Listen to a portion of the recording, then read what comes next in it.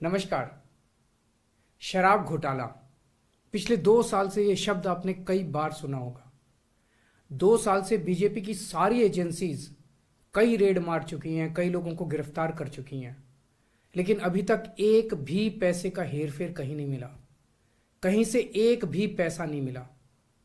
अगर भ्रष्टाचार वाकई हुआ है तो इतने करोड़ों रुपए गए कहां? क्या सारा पैसा हवा में गायब हो गया? सच्चाई यह है कि किसी तरह का कोई भ्रष्टाचार हुआ ही नहीं।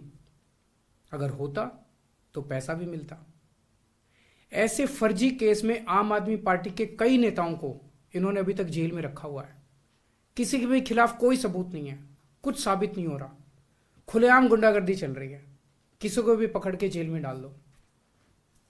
अब बीजेपी मुझे गिरफ्तार करना चाहती है। मेरी सबसे बड़ी संपत्ति, मेरी सबसे बड़ी ताकत मेरी ईमानदारी है। झूठे आरोप लगा के, फर्जी सम्मन भेज के ये मुझे बदनाम करना चाहते हैं, मेरी ईमानदारी पे चोट करना चाहते हैं। इन्होंने मुझे सम्मन भेजे हैं। मेरे वकीलों ने मुझे बताया कि ये सम्मन गैर कानूनी है। क्यों गैर कानूनी है ये मैंने इनको विस्तार से लिख के भेजा है। मैंने बताया है कि उनके सम्मन कैसे गैर कानूनी है, लेकिन उन्होंने मेरी एक भी बात का जवाब नहीं दिया।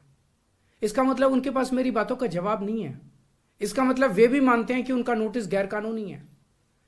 क्या मुझे एक गैर कानूनी सम्मन का पालन करना चाहिए? अगर कानूनी रूप से सही सम्मन आएगा तो मैं पूरा सहयोग करूंगा। बीजेपी का मकसद जांच करना तो है ही नहीं। इनका मकसद तो लोकसभा चुनाव में मुझे प्रचार करने से रोकना है। ठीक लोकसभा चुनाव के पहले इन्होंने मुझे सम्मन भेजा है। क्यों? इस जांच को चलते 2 साल हो गए। अभी ठीक लोकसभा चुनाव के पहले मुझे क्यों बुलाया जा रहा है? पहले क्यों नहीं बुलाया? सीबीआई ने मेरे को 8 महीने पहले बुलाया था। मैं सीबीआई में गया था, उनके सारे जवाब भी दिए थे। लेकिन अब ये लोग ठीक लोकसभा चुनाव के 2 महीने पहले मुझे बुला रहे हैं। तो बीजेपी का मकसद कोई पूछताछ करना थोड़ी है। इनका मकसद है पूछताछ के बहाने केजरीवाल को बुला लो और उसे गिरफ्तार कर लो, ताकि मैं लोकसभा चुनाव में प्रचार ना कर पाऊं। आज बीजेपी भ्रष्टाचारियों को नहीं पकड़ रही, बल्कि खुलेआम ईडी और सीबीआई का इस्तेमाल करके दूसरी पार्टियों के नेताओं को तोड़ के बीजेपी में शामिल करवाने का काम किया जा रहा है।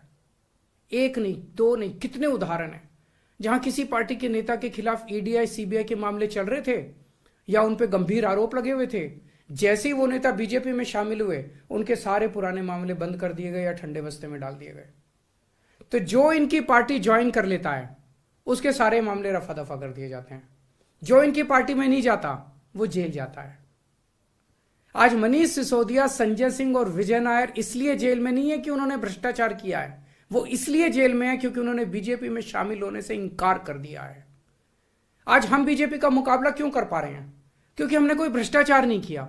अगर हमने जरा सा भी गलत काम किया होता तो दूसरे भ्रष्टाचारी नेताओं की तरह आज भी हम बीजेपी में शामिल हो चुके होते आज तक। इस तरह देश के ईमानदार नेताओं को जेल में डाल के और भ्रष्टाचारियों को अपनी पार्टी में शामिल करवा के ऐसे तो देश आगे नहीं बढ़ सकता। ये क्या चल रहा है? ये जो कुछ भी चल रहा है बहुत खतरनाक है। ये हमारे जनतंत्र के लिए बहुत गलत है। इसे रोकना होगा। मैं हमेशा देश के लिए लड़ा हूं।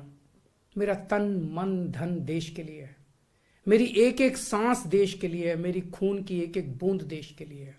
मेरे शरीर का एक एक कतरा देश के लिए समर्पित है। हमें मिलकर देश को बचाना है। मैं पूरी जी जान से इनके खिलाफ लड़ रहा हूं। आपका साथ चाहिए।